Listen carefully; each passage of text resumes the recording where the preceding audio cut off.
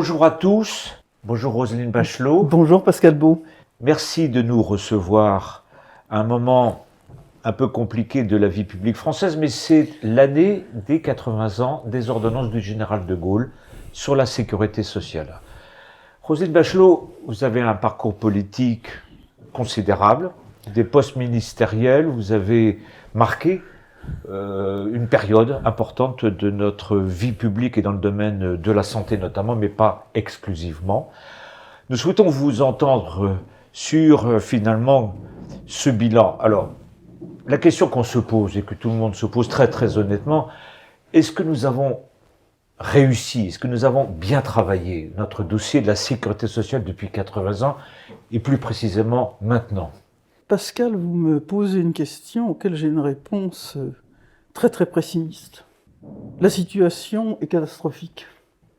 La situation est catastrophique parce que nous avons vécu sur un certain nombre de mythes, sur des capacités d'expertise très insuffisantes, sur un dialogue social qui s'est anémié de plus en plus, et sur l'incapacité finalement de l'État de pouvoir appuyer par des réformes consistantes les évolutions nécessaires. L'imposture, c'est évidemment de penser que le pacte qui a été conclu au moment de la libération par le Conseil national de la résistance pouvait encore fonctionner de nos jours. Mais on ressuscite ça régulièrement. Oui, bon. Comme vous savez, à Madagascar, on secoue de temps en temps les os des cadavres pour leur rendre hommage. Et c'est un peu ça, qu'on fait. L'explication, elle est plurielle.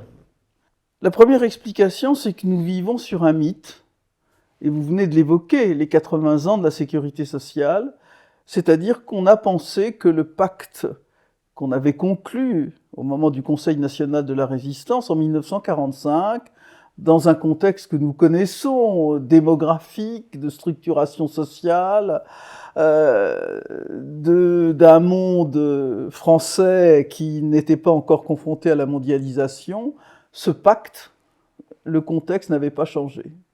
On n'a pas pensé qu'il fallait évoluer. Ensuite, nous avons, hélas, l'habitude en France d'un dialogue social anémié, contesté, et il faut dire que les torts sont largement partagés entre l'État et les partenaires sociaux. On se rend compte que les politiques sociales ont besoin de convoquer l'ensemble de la société, et en particulier les partenaires sociaux. Donc, deuxième raison de l'échec. Ensuite, une gouvernance qui n'a jamais trouvé finalement ses modes de fonctionnement évolutifs.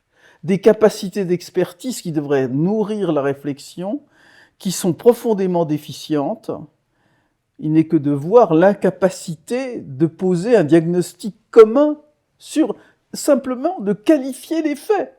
Comment arriver à faire une politique si on n'est pas d'accord sur des projections démographiques, sur ce qui se passe réellement. Avant même de proposer des solutions, il faut quand même poser ce diagnostic. Donc on voit que se sont surajoutés des strates d'erreurs, que pas un finalement des partenaires convoqués à trouver des solutions ne va jusqu'au bout. L'équipée d'Édouard Philippe sur la retraite par points en est un exemple. On imagine une réforme puissante, on peut d'ailleurs en discuter, mais tout d'un coup on s'arrête au milieu du chemin. Enfin, tout ça est pathétique, c'est un échec politique et social considérable. Qu'est-ce qui fait que la France, parmi d'autres pays, mais peut-être beaucoup plus que d'autres, ne parvient pas à pratiquer la responsabilité ? C'est le toujours plus. Vous êtes une femme de médias aujourd'hui. Vous le voyez, les journalistes, les intellectuels, les acteurs politiques, d'ailleurs au premier plan, en rajoutent tous les jours. Il faut plus, toujours plus. C'est quoi le fondement de cette relation, j'allais dire un peu schizophrène, hein, finalement, à la chose publique. Le fondement de cela, c'est l'histoire des idéologies dans notre pays. C'est-à-dire, nous sommes en Europe, enfin, dans les pays qui naviguent sur un modèle social avec lequel on peut faire des comparaisons, avec des idéologies extrêmes d'un côté et de l'autre du spectre, qui ratiocinent, si l'on peut dire, raréfient l'espace du centre, qui pourrait gouverner à travers des consensus et des compromis. Il y a une histoire de la violence en politique qui amène une sorte de course à l'échalote et qui est partagée par beaucoup. On a l'impression que on est toujours dans les uns vont rattraper les autres. Il faudrait encore plus élever encore plus le niveau du SMIC, élever encore plus un certain nombre d'allocations. Mais c'est pathétique parce qu'on voit par exemple cette course entre la gauche extrême et l'extrême droite. On se dit, mais quand on voit que le parti de Madame Le Pen, hérité de son père Jean-Marie Le Pen, est quand même parti en disant qu'il fallait revenir à la retraite à 60 ans. Enfin, on a l'impression qu'on tombe du placard. On se dit, mais qu'est-ce qui se passe? Bon, tout à fait. Ça, c'est une caractéristique française. Donc, pour vous, les défis, c'est la responsabilité, on va dire, économique, globale. C'est dans le domaine de la santé, puisque vous avez été ministre de la Santé pendant un certain temps. Je n'ai pas parlé du corporatisme des médecins par pure bonté d'âme. Hein. Oui, ça ne saurait tarder peut-être. Voilà. Mais surtout, vu l'actualité, on a l'impression dans la France de 2025 de découvrir ce que nos parents ou grands-parents avaient subi, c'est-à-dire des grandes difficultés à trouver un médecin, à accéder à une prise en charge, ce qui est quand même un paradoxe dans un pays qui dépense quand même beaucoup. C'est quoi pour vous le premier défi? Le financement, la santé, la retraite? Vous savez qu'il y a un conclave.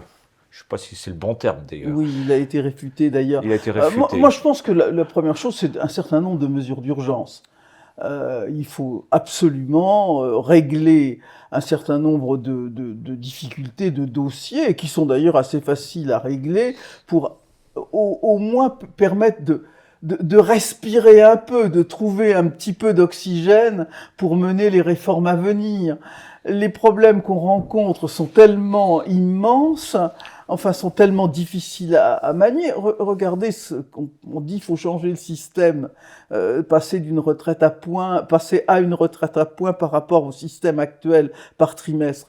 Oui, mais ça exige évidemment de superposer deux systèmes, et de dire à une génération, vous allez payer deux fois, vous allez payer pour vos parents et payer pour vous. C'est pas quelque chose qui se fait. C'est comme j'ai entendu les déclarations de Monsieur Seth, qui veut qu'on passe du financement par cotisation sociale à des prélèvements sur la TVA et la CSG. Mais d'accord, ça peut être une bonne chose pour les patrons si on supprime les cotisations patronales, ou pour les salariés si on baisse les cotisations salariales.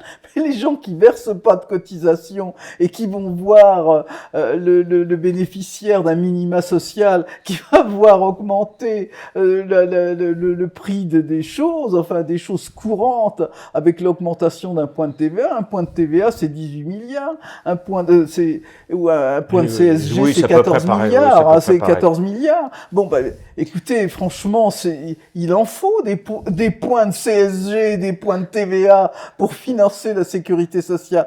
Donc, il faut retrouver de l'air avec, les indemnités journalières sont en train de flamber, les transports sanitaires, il y a toutes sortes de redondances dans le système. Faut d'abord essayer de trouver un peu d'oxygène. C'est ça le plus urgent.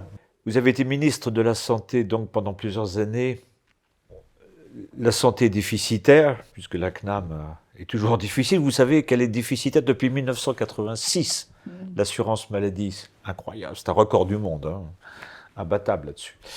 Qu'est-ce qu'il faut faire dans le domaine de la santé de votre point de vue? On a à la fois une partie de la population qui ne trouve pas de médecin, qui accède difficilement.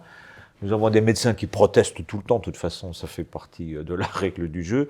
Les hôpitaux qu'on nous annonce mourants, mais depuis 40 ans. Que faire? Comment faut-il s'y prendre pour essayer de remettre de l'ordre, de stabiliser un peu la situation? Il faudra du courage politique, en tout cas. Il y a deux choses, et il faut, hélas, mener les choses de front, c'est-à-dire mettre des mesures d'urgence, hein, mais en même temps réfléchir aux incroyables transformations qui vont se passer dans ce domaine. Et en particulier, le surgissement de l'intelligence artificielle dans la médecine va être l'occasion de transformations absolument incroyables. Et ce qui me désole, c'est qu'on a en face de nous des politiques qui sont incapables de décrire le paysage qui nous attend. Le diagnostic n'est pas fait. Je suis persuadé d'une chose, l'intelligence artificielle va rendre obsolète un certain nombre de professions intellectuelles. Et s'il va se passer une chose qui n'a jamais existé dans l'histoire de l'humanité, c'est le haut du panier qui va subir les transformations de l'intelligence artificielle. Et dans le domaine de la santé en particulier. Mais dans le domaine de la santé, pardon d'évoquer un souvenir personnel, je viens de passer un angioscanner suite à un redoutable Covid que j'ai subi. Je regardais le radiologue faire le diagnostic, mais c'est ça qui va se passer.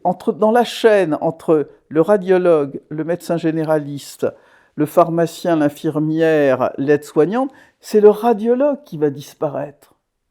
Ce sont les professions intellectuelles supérieures.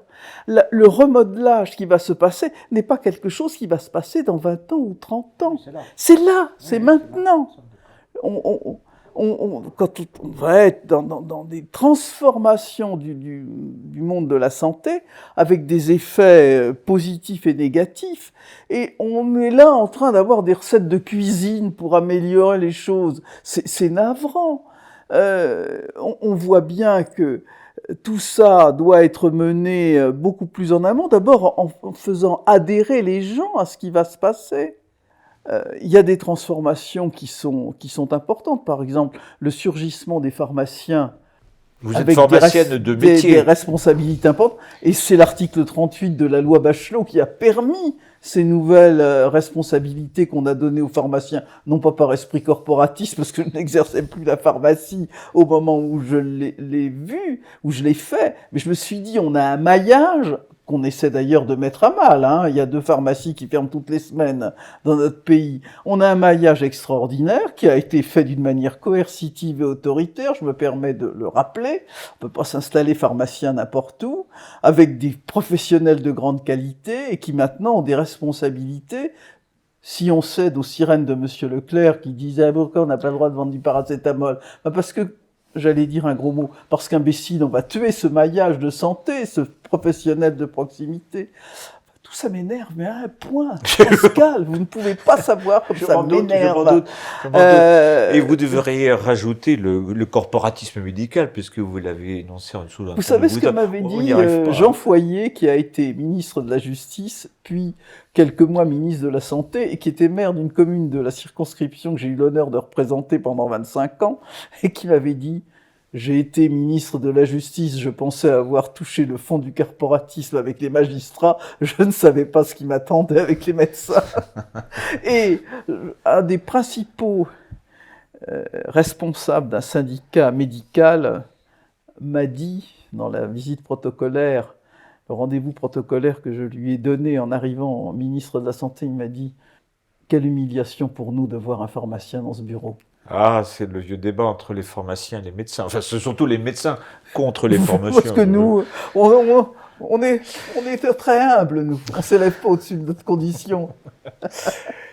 On va finir par une question, parce que vous avez été également ministre sur les personnes âgées. Je ne sais pas si c'est le bon terme, d'ailleurs. Oui. Bon, la France vieillit comme d'autres, un peu moins vite peut-être, mais quand même, on vieillit. Est-ce qu'on a réussi, est-ce qu'on est prêt à faire évoluer cette organisation à la fois de la société?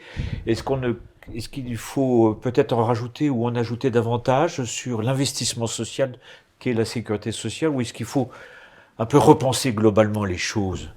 Parce que, Vous remuez le couteau dans la plaie, Pascal, parce que vous avez failli faire une loi. Oui, ben oui.